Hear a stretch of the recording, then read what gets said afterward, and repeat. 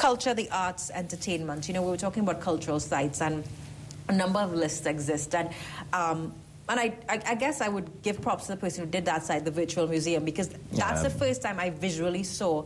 And I think we're making this list of places that I would like to visit, and I think there was the last piece of a train track and the last piece of a train that was down in Cedros, and places like this exist, but yet we're never able to monetize the value of these, even the beaches, and we were having as I said, we believe that that's $1 billion economy, $1 billion, right? And a lot of that will be in foreign exchange. I mean, we think that if we target 365 heritage sites, over the course of, let's say, 5 to 10 years, we bring them online, and we make it like Antigua has 365 beaches. We have 365 heritage sites. In your lifetime, you'll want to visit all of them.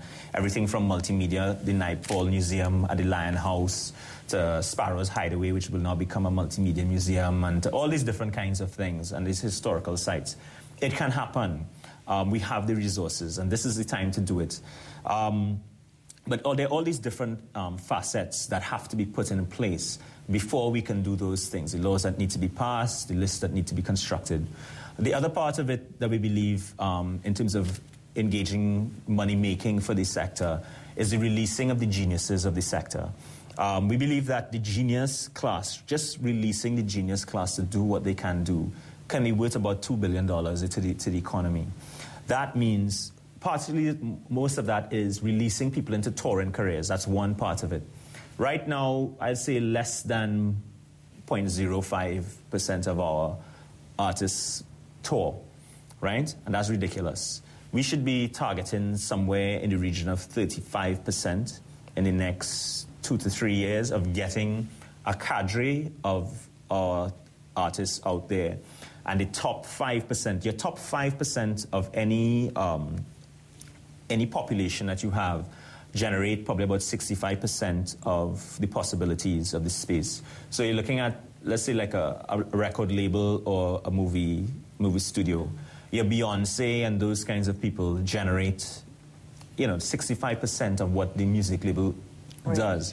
And you can subsidize the other acts or whatever from what is generated. In Trinidad and Tobago, we punish our genius class. So we have Emmy Award winner, 4-time Olympic opener like Peter Minshall, and we park him up for 7 years or 10 years. He's not invited to do anything for the entire 50th anniversary of independence. Carlu Company alone could probably be worth $1 billion in terms of his revenue, in terms of branded Carlu Company stuff, whether it be furnitures, whether it be all kinds of things. Minshall commissioned to do festivals all over the planet. All those different kinds of services and stuff. We have not put the things in place. We have not put the venture capital funds in place to be able to liberate that genius class. We don't have transparent grant funding in space to liberate that genius class. We need to put those things in place seriously and quickly. Putting the things in place, but also getting people to embrace the culture. Even the Trinidad and Tobago Film Festival is now on its way, and I think just 1 or 2 of the local films have managed to be sold out. Why do you think that is? Is it not appealing to the masses? Well, I don't know. I haven't really looked to see how it was advertised and how is it. I've gone 2 days, and the things that I went to were mostly I'd say half full. One of them was sold out. It's a pretty decent audiences.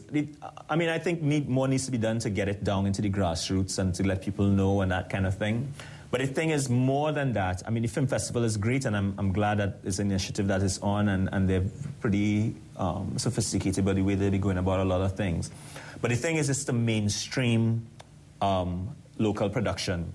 We need to have 50% local content quotas, and we need to engage that thing. We need to engage seeing ourselves. Right now, we are running at about between 5 to 10% local content. It's one of the lowest percentages on planet Earth.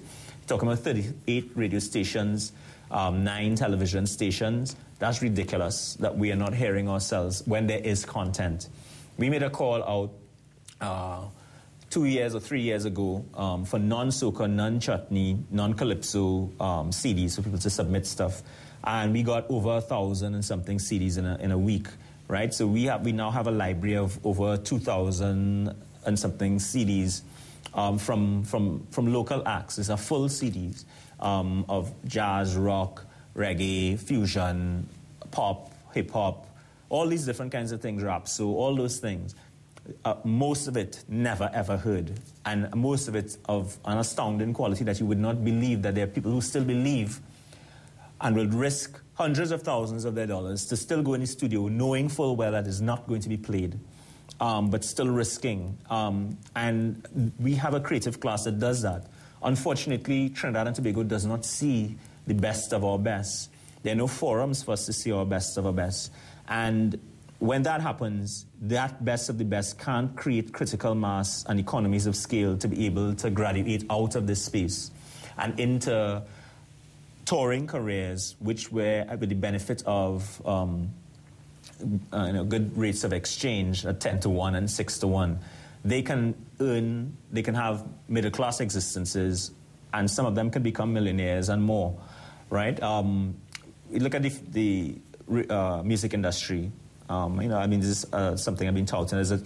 There's one person that makes $50 million a year. The next 7 people make between $1.7 to $2 million a year. And then underneath that, it's subsistence.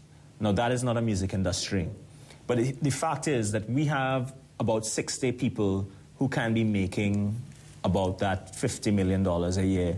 There are about 200 that can be making between $20 to $30 million a year. Now, this is not a lot of money. This is like 5 million US and those kinds of things. But we need to get those people into touring careers. And to do that, we have to get them to the expos where they could get signed by booking agents and touring agents. We just have about a minute or two till we wrap this interview. We are looking at the budget 2012-2013 package. Rubadiri, your closing comments. All right, what we're looking for is implementation. And that implementation can only happen through the setting up of the Arts Council, which has been agreed to. That Arts Council, which would be an arm's-length institution based on the British model and the Canadian models, is about implementation and will be able to harmonize all the different disparate things that have been done in the Ministry of Culture and TDC and all about the place and Ministry of Planning and all that kind of stuff.